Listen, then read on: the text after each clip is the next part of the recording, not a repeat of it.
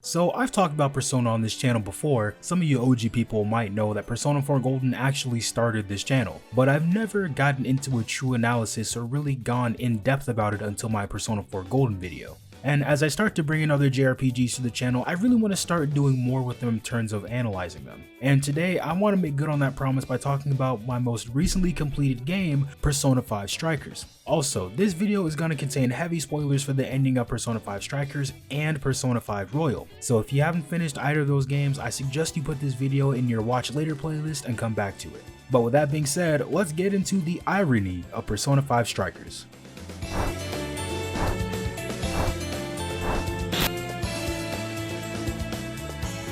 So if you played Persona 5 Strikers by now, and if you haven't, you really should, you'd know this game is a sequel to the base game of Persona 5, so not Persona 5 Royal. This game features the Phantom Thieves as they travel around the country during their summer vacation.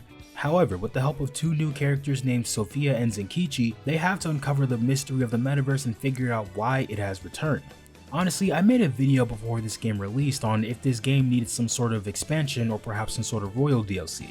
And I said that because it'd be weird to not include characters like Kasumi and Maruki right off the release of Persona 5 Royal. And since this game is a sequel to the base game and not Royal, I thought maybe some sort of DLC was in order. But the irony of this game is that as you go throughout it and spend more time with these characters, the themes that come back throughout the game as you go through it actually fall more in line with the themes that show up in Persona 5 Royal. One could even make the argument that this game is more of a sequel to Persona 5 Royal than it is to the base Persona 5. And I think what ends up happening throughout most of the game does set up this game to be a sequel to the base game, but as you get to the end game final bosses, the themes that present themselves are definitely more reminiscent of themes that were present in Royal.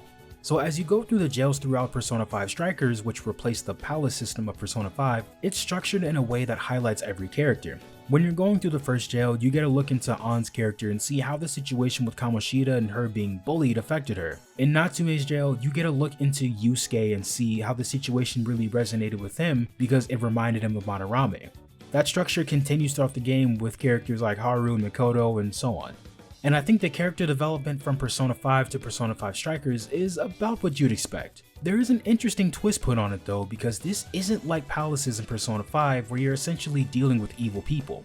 The jail monarchs in this game were actually just normal people who were honestly just victims in some cases. In the case of Alice Hiragi, the first jail monarch, she was a normal person for the most part, but then it was revealed that she got bullied in her past, and once she rose to a position of power, she used that power to get revenge on the people who bullied her. And when our heroes learned that it was her being bullied and the desire for revenge that led to her using Emma to change hearts, it led to Ann being more emotionally invested in this monarch specifically. And it was when we had defeated Alice that we got a look into a few of the themes that would be present throughout the game. And as I said earlier, most of the people who had jails didn't start off as evil people. Honestly, it was quite the opposite. Most of what happened stemmed from other people doing wrong things that made them who they were.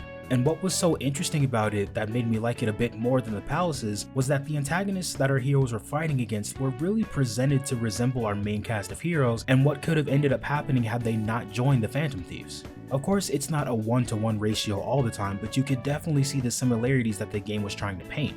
And as the people that were more emotionally invested in these palaces talked to the jail monarchs, we learned that instead of holding some sort of contempt for them like what happened during palaces in the original Persona 5, they actually ended up sympathizing with them. It was interesting to see because it really ended up showing the growth that these characters had gone through during the end of Persona 5. As you beat the jail monarchs, characters like Ann and Yusuke basically say that they've been through a lot of the same things as the jail monarchs have been through. But things turned out different because they had their friends to support them. And once you get to see the progression of these characters throughout most of the game, all of that comes together when you go up against the last few bosses near the end of the game. And once you get to the last couple of bosses and all of the game's endgame material, that's when the game's messages really start to show off the game's royal side. Now, I will say Emma had a very interesting role in all of this, because the final conflict between Emma and the Phantom Thieves was Emma granting the desires of mankind or giving them their ideal reality, and the Phantom Thieves basically saying that they're fighting to reject that reality because everyone's struggles are what make them who they are, and the life they fight for is what ends up shaping them as humans. This is what I mean when I say that when you learn Emma's true role, it starts lining up with Royal more, because it's at this point that Emma essentially takes on the role of Dr. Maruki, who of course wasn't present in base Persona 5. This time it plays out differently than it did in Persona 5 Royal, because in Royal, the Phantom Thieves are faced with this ultimatum themselves, and with the exception of Joker and Akechi, they ultimately decide to reject their reality and embrace Dr. Maruki's reality that was given to them. Of course, later they end up coming around and helping Joker, but that doesn't necessarily dismiss the fact that they did accept Maruki's offer and turn their backs on the growth that they had undergone over the course of the game.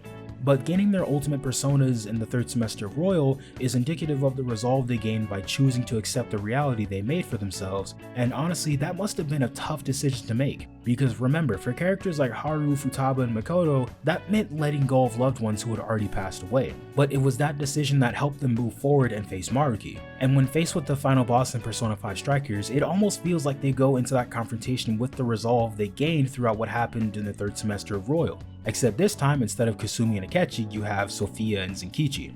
And as you see the characters talk to the monarchs throughout the game, you see each of them recall the struggles that they went through, almost like the game is holding up a mirror. And when they're faced with someone who's going through similar things like with the jail monarchs, you essentially hear them talk about how hard it was, but the reason things turned out different was because of the struggles they had to go through to improve themselves and how their friends helped them along the way. And that in itself reinforces the narrative that while what they went through was terrible, it was those struggles that led them down the path of fighting to help others and shape their future. The Phantom Thieves ended up fighting for the reality they've struggled so hard to build for themselves, instead of taking the easy way out and accepting the reality that Emma provides for them, which comes in contrast to what happened to Persona 5 Royal when of course they abandoned their reality.